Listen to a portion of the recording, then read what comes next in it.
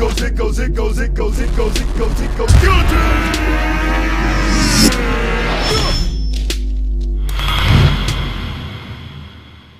Hey guys, Video Fletcher, and this is like my fourth time recording this one. Having a little trouble with Sony Vegas 11. Have no idea why it's lagging on my PC.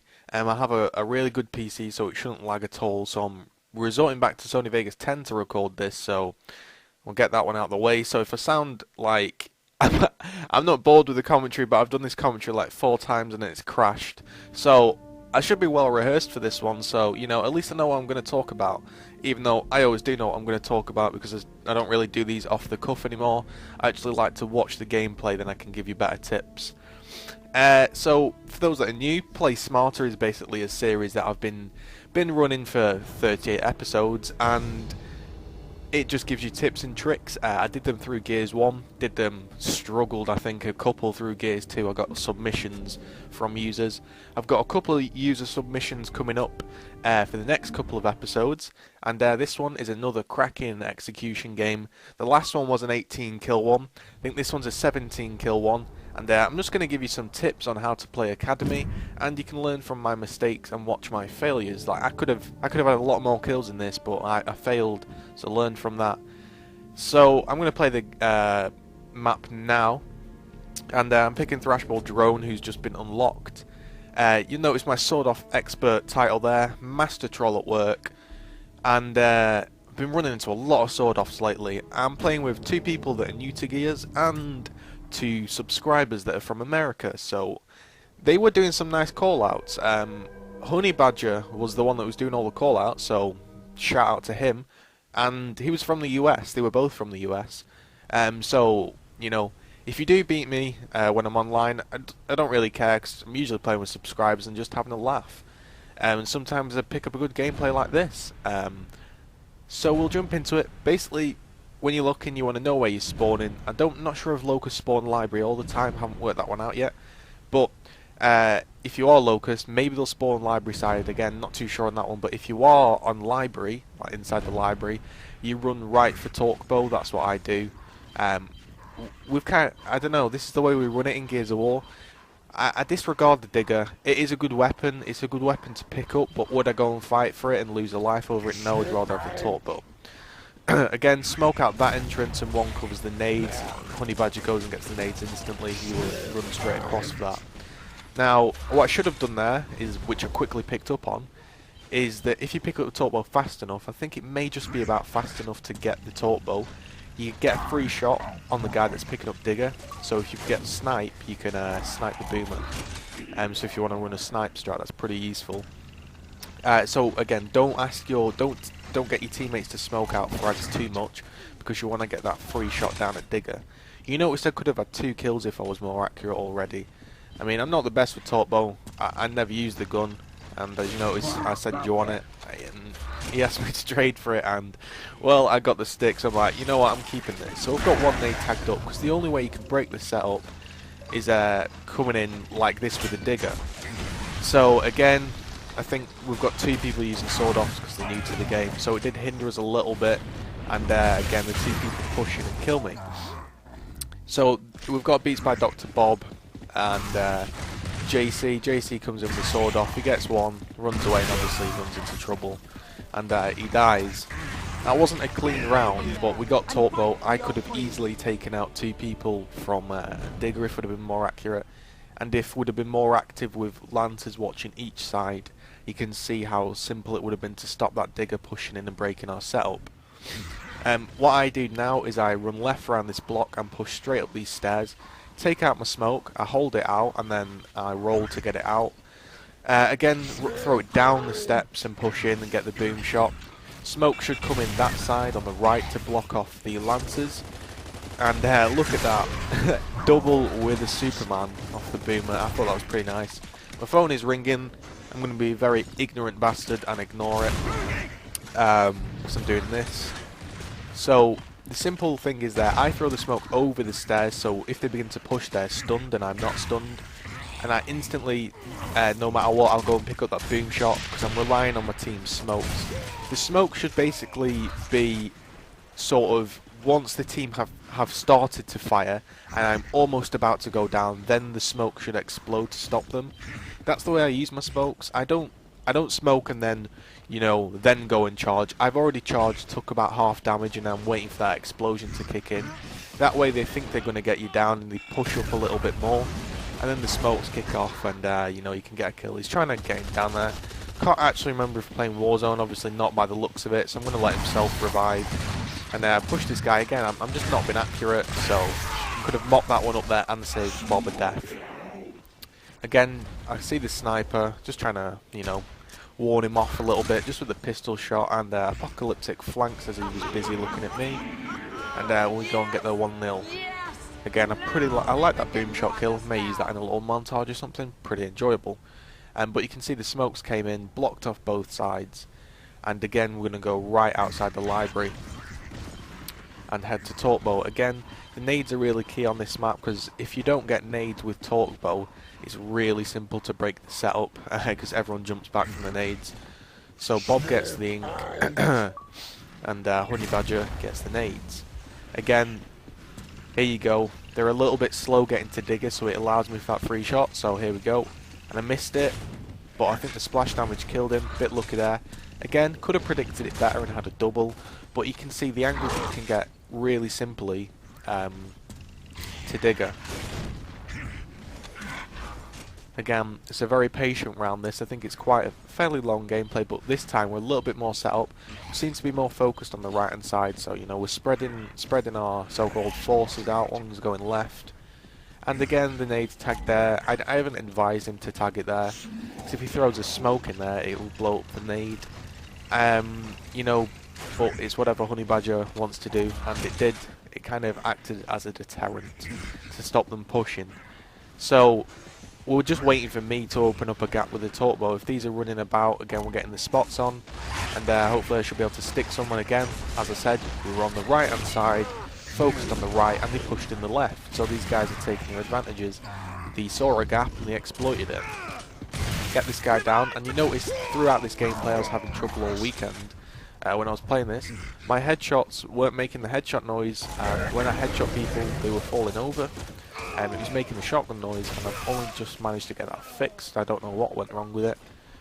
But again, through simply controlling the Digger, picking that guy off with the Torque Bow, and pushing out when we've seen our chances, we've managed to mop these guys up. And we're 3 against 1. Again, I wouldn't advise splitting up like we did, but I don't know. We just tend to split up. We're not going to all hunt him as a pack. We sometimes like to give him a fair fighting chance. It's more fun. But we couldn't find him, so we thought, well, he's getting it. Not the greatest of call-outs. So he was trying to tell us where he was, but obviously we're not too sure on these new maps, and we're a little bit confused. I think where he was, when we were all dithering about like this, he could have pushed out and tried to get Bob. But again, we've got the ink grenade now, and he's around this corner. So we finally find out, again, lots of people like to hide here, because it gives them right inside advantage. And you can just get that hard aim off. So this time we should be running Boom. All we do is alternate. I think Torque Bow's better than Digger, and Boom's better than Sniper for this map, because like you've seen, you kind of make a little setup when you're in that area. Sort of like your home at Pavilion. You sort of make it your little home and you try and stay in there as long as you can. Again, roll, smoke comes out and I push in. Again, I'm taking damage. Well, almost taking damage, but we've got our team looking at the right hand side this time. And again, double boom shot kill. Didn't actually know there's 2 people there. Again, Honey Badger's in a little bit of trouble, and now the snipe gets up. We aren't playing against the best of teams, I'm not going to lie. You know, what they should have done is reacted to us picking up the boom, 2 of their team dying, and instantly grab that sniper. But you know, if they're not playing the best, then we'll take our chances. I was going to shoot that a little bit quicker, that boom shot, but again, I didn't want to sort of waste a boom shot if he'd have killed him. And he pushed down there because he knew, as I've talked about in previous episodes, when to push your 1v1s. If you're in that sort of situation and you see a 1v1, you've got to take it, because 9 times out of 10 the rest of the team will then come and swarm in, so you may as well try and get you 1 kill and get kind of get back set up and try and take your 1v1s when you're in a clutch situation, because that's all you can do. Again, we're going to go to the torque bow, and I'll see if I can get this angle again. I haven't really figured out a better way to play this map. Snipe, I think, in a different gameplay. I got blocked off there. I tried to tell him not to block me off, and I actually missed it because I got a little bit put off. And the way I was aimed there, if you sit right at the back there, your torque bow goes full screen. You actually can't see the angle, so it's best just to sit a little bit forward when you're aiming that torque bow.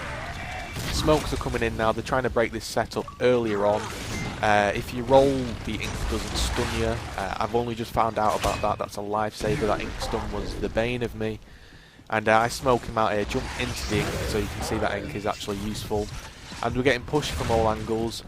Again, body him, and we retreat, but we pick up the double. I'm in a 1v3 right now, so again, I'm trying to find the best situation to get right-hand side advantage. And almost hide and catch one guy off guard, and then it's a 1v2 and I've got more of a chance. So I sit here, hope he hasn't seen me, but he definitely has, so I'll put a go ahead. Hope they're not communicating and push this 1v1. Again, if that was Gears 1, I would have had him. An old move I like to do was, because simply they don't expect it, you slide to the wall, run along the wall, and then pull off and shoot. In this game, when you pull off and shoot, it just doesn't work most of the times. Pretty much pot luck if it works. But again, you'll notice what I did was, I saw that one guy, I knew he'd clocked me, so I was pushing a 1v1 where he knew where I was. So I decided to go into a 1v1 and hope that they weren't communicating and catch him off guard. Again, I stunned myself there, just trying to stop them, and you know, I died. Simple as that. I get a lot of deaths doing that. It's something that I've kind of stopped doing now. To put it simply, is there was no call out to say anyone was behind me or I wouldn't have picked it up. But again, they caught me off guard. I was a little bit slack. It doesn't happen anymore, but the first couple of games like this one that I got in Academy, I always thought that stun would catch them. Sometimes they can beat the stun, and that's when you've got to have your team calling out. They didn't call out, and I got caught in the back there, and we basically got caught by surprise. That's all I can say there, and they mopped up that. So this time, our strats got confused on this round, completely confused. I said I'd go 1 to the digger with the ink to just try and hold them off whilst we, you know, did our usual setup. Except we all seem to go to the digger, so you're going to see a digger round right now. When you get the digger, and they've got the torque bow, you just want to push up one side and try and break that setup. Try and get the nades if you can, but remember, it's easy to get a shot off when someone's doing a standstill, taking a grenade. I heard the tag noise there, so I've called it out and I've been a little bit wary. And I hear them moving over there, so I'm not actually trying to get splash damage there. I was trying to direct impact them. You saw where our grenade was tagged in the previous round. That's quite often where people will sit, and if I try that more often and more frequently, I'll definitely get the angle right, and I'll be able to hit that direct impact. That guy just basically, he beat me fair and square, pushed down. I had my pistol out, caught off guard again, and I died. A lot of the deaths on this map and on all maps will be getting caught off guard. Our strats were wrong on this, and I told him, I said don't execute him, but he did execute him. He didn't have a mic at the time, and it's this 1v1. And this was a situation that I actually liked. He was asking me for help of what I should do. So I go on the ghost cam, and we weren't sure if he had a sword off, so we just cleared that up. We knew he had a Nasher, and I imagine this will end up a situation quite often that you may struggle with in these 1v1s, like this, wondering what to do. If it's really tense and we haven't got a lead, I wouldn't say push. Only push if he makes a mistake. He's got right inside advantage, so if you run down, he needs to just hard aim you once, back off, and hard aim you again and you're downed. I'm not a fan of that style of gameplay, but it works. So I say to him, fake push him. So he's trying to fake push him, the guy's not falling for it, so now he's throwing his smoke.